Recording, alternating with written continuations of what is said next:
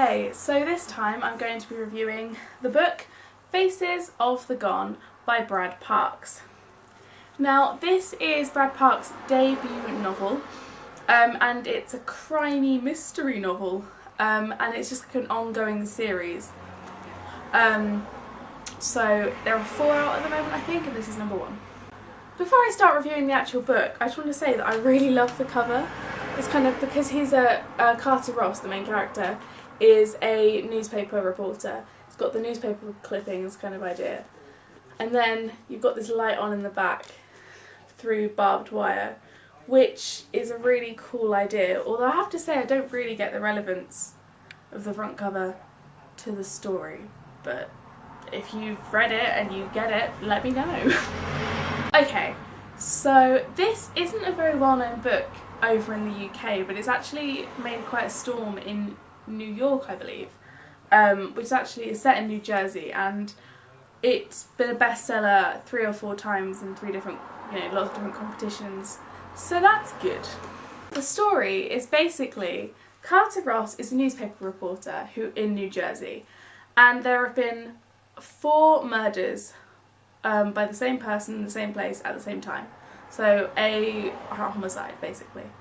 And in New Jersey, 1 murder is not news at all. That's everyday life. 2 is okay, that's quite bad. 3 is oh my goodness, okay, that's quite a lot. And 4 is just oh god, I'm gonna die kind of scale. So the police have released a story that it was a pub robbing and it was a shootout and that's how it happened. But Carter Ross just doesn't believe that, and so he starts to delve into what's actually happened by going and talking to people in gangs, by going and talking to strippers and prostitutes to try and find out what's going on, which is extremely dangerous for him because he is a skinny white guy, so he could easily get killed by these gangs. So as he delves deeper and deeper into what's happened, his own life is put at risk in more ways than one, in that the murderer knows who he is and is trying desperately to get rid of him.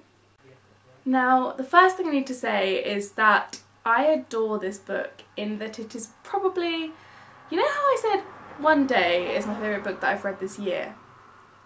Yeah, not anymore. This is my favourite book that I've read this year, and even better than that, it's gone up to number 1. Number 1 book of all time, apart from Harry Potter.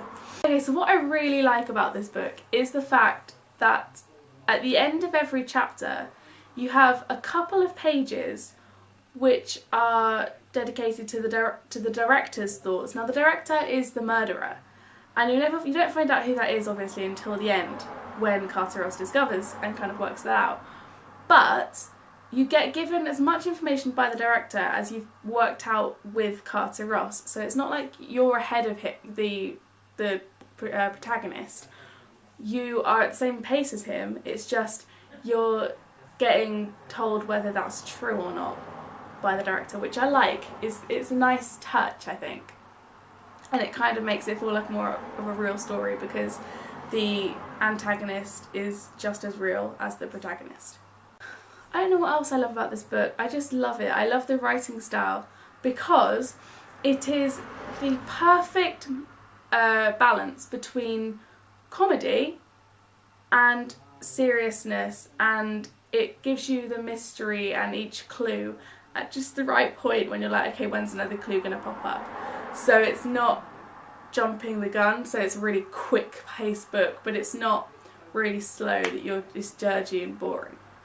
As I said about the balance between comedy and serious, the comedy is fantastic.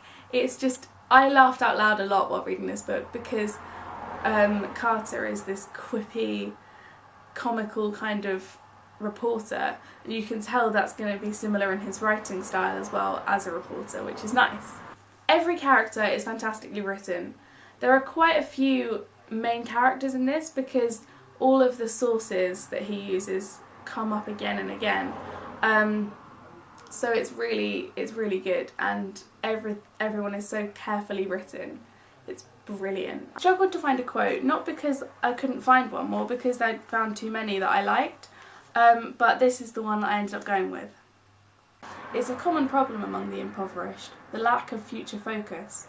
People are so worried about surviving today they don't have the luxury of thinking about tomorrow. Basically, you have to read this book because it is so good. Oh, it's my #1 book of all time. That just sums it up. That's all you need to know, okay?